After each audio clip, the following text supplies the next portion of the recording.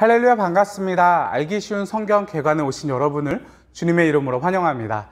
네, 오늘은 알기 쉬운 성경 개관 역대기서를 살펴보도록 하겠습니다. 역대기서는 역대기 상하 두 권으로 나눠져 있는데요. 오늘은 역대기 상하를 한꺼번에 살펴보면서 역대기서 전체를 살펴보도록 하겠습니다. 역대기서는 어떤 성경일까요? 역대기서는 한글로는 역대기, 역사의 그 날들, 그리고 영어로는 The Book of Chronicles라고 이제 기록이 되어져 있는데요. 그 제목의 뜻으로는 그날에 있었던 일들이라고 볼 수가 있습니다. 나중에 시간이 지나서 한참 뒤에 그날에 어떤 일들이 있었는가를 살펴보면서 기록한 성경인데요. 그날에 있었던 일들을 어떤 시각으로 또 관점으로 기록을 하였는지, 또 그것을 통해서 어떤 메시지를 주고자 했었는지 함께 살펴보도록 하겠습니다. 역대기서의 저자는 에스라라고 전통적으로 우리가 알고 있습니다. 에스라, 느헤미야 그때 당시 시대에 기록이 되어졌다라는 말인데요. 그렇게 본다면은 기록 시기는 이제 이스라엘이 바벨론의 포로로 갔다가 거기서 이제 귀환한 다음에 그 이후에 이제 기록이 되어졌다라고 볼 수가 있습니다. 그렇지만 최근에는 이제 이 역대기서 본문 안에 정확하게 에스라가 기록을 했다라는 내적 증거들이 없기 때문에 에스라로 보는 것이 단정 지을 수는 없다라고 말을 하고 있는 추세인데요.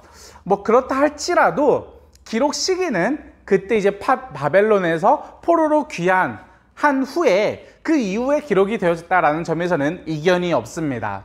역대기서를 읽을 때 그 기록의 특징을 우리가 살펴보아야 하는데요. 아까도 나누었지만 나중에 그 날에 있었던 일들을 기록하는 것으로 우리가 볼 수가 있습니다. 자, 그런데 바벨론에서 포로로 갔다가 이제 귀환한 다음에 그 이후에 이제 수십 년이 지난 이후에 기록을 했다라고 하면은 이미 사무엘서와 열왕기서가 이제 기록물이 있었을 것이고 그것을 읽고 있는 사람들이 있었을 것이란 말이죠.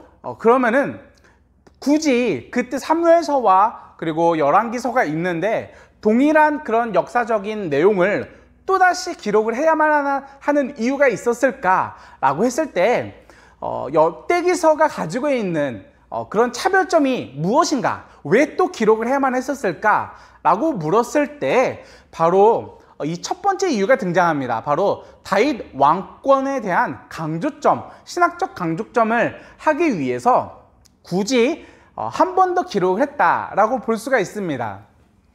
때문에 그때 있었던 일들을 한 번 더 기록을 하는 것, 어떤 목적을 가지고 다윗과 그 왕조에 대한 신학적 강조를 하기 위해서 기록을 했기 때문에 그와 관련된 강조하기 위한 그런 기록 방법이 사용되어졌다라고 볼 수가 있습니다. 그것이 무엇이냐면은 바로 자료 인용 방식인데요.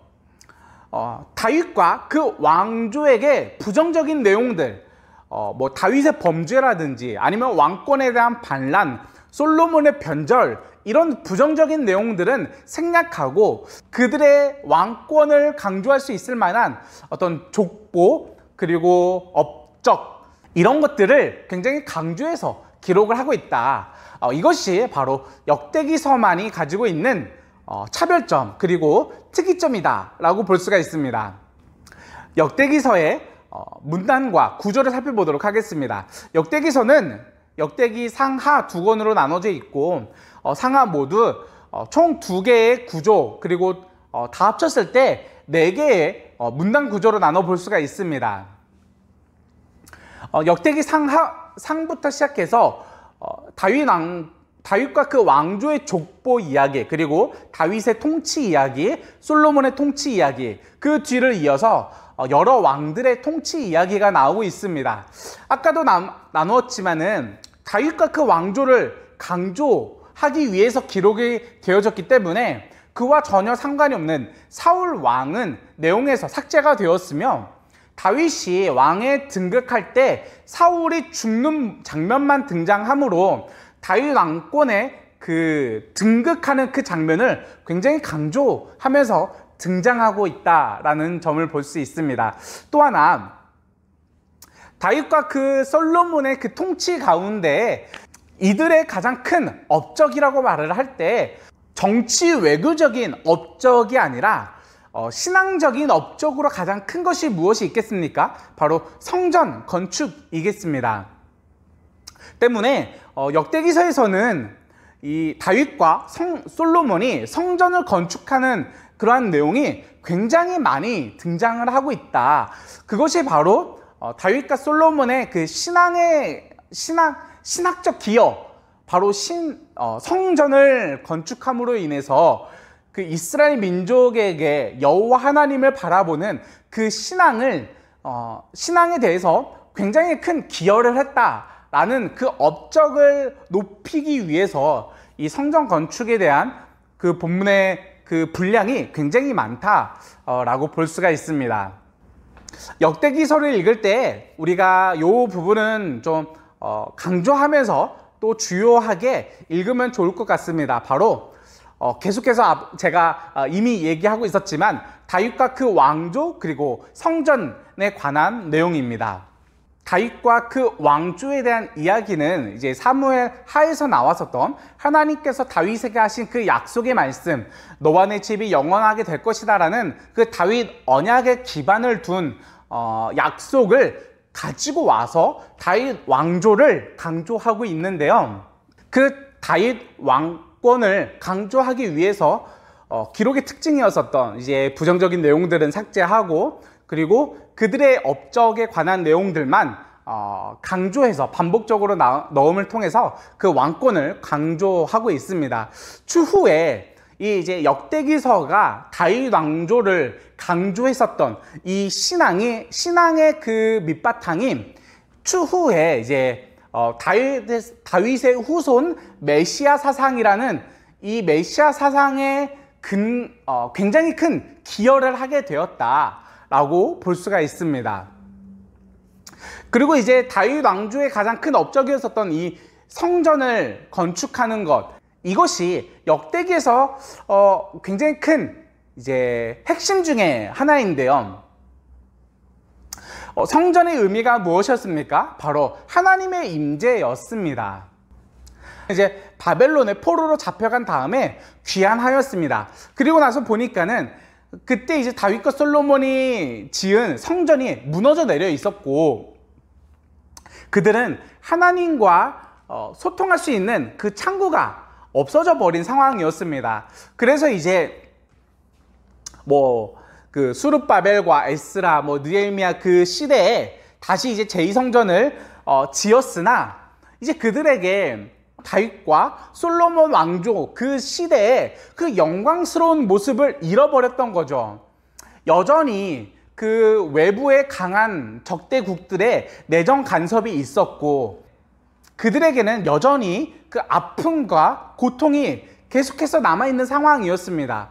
그때 그들이 어떻게 하면 우리가 다시 회복될 수 있을까라고 할 때 그 다윗의 하나님, 그리고 솔로몬의 하나님, 그 다윗에게 약속하신 하나님, 너와 내 집이 영원할 것이다 라고 약속하신 그 하나님이 우리의 하나님이다 라는 그 신앙이 계속해서 그 연속성이 이어져 가야 다시 그들에게 미래를 회복할 것이다 라는, 다시 우리가 부흥할 수 있다라는 그 소망이 되어졌다라는 점입니다. 마지막으로 하나님 나라 관점으로 읽는 역대기서를 나누고 마치도록 하겠습니다. 하나님 나라의 핵심은 통치였습니다. 그런데 이제 바벨론의 포로로 다녀온 이제 귀환하였으나 그들의 삶은 여전히 하나님의 통치를 받는다라는 느낌은 그렇게 크지는 않았습니다. 여전한 내정 간섭이 있었고, 우리는 도대체 누구의 백성인가 라고 할 만큼 그들의 삶은 하나님의 통치를 받는다라는 그런 느낌이 없었던 것이죠.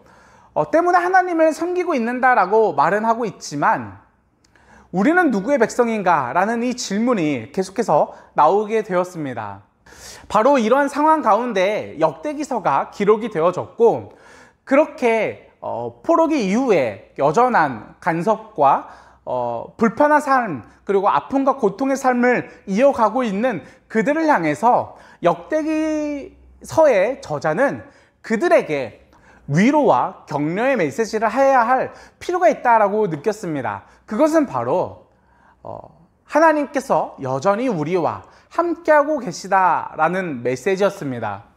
성전을 통해서 다윗과 솔로몬의 하나님이셨던 그 하나님이 그에게 너와 내 집이 영원할 것이다 라고 약속하셨던 바로 그 하나님께서 지금 이 성전에서 예배를 드리고 있는 바로 우리의 하나님이고 우리에게 주시는 말씀이다. 우리가 지금 비록 힘든 시기 가운데 살아가고 있지만 하나님은 여전히 우리와 함께하고 계시며 그 약속의 말씀을 잊지 않으셨으며 우리에게 힘을 주실 것이다, 우리를 부흥시킬 것이다, 우리를 회복시킬 것이다 라는 위로와 격려의 메시지를 주고 있었다라고 볼 수 있습니다.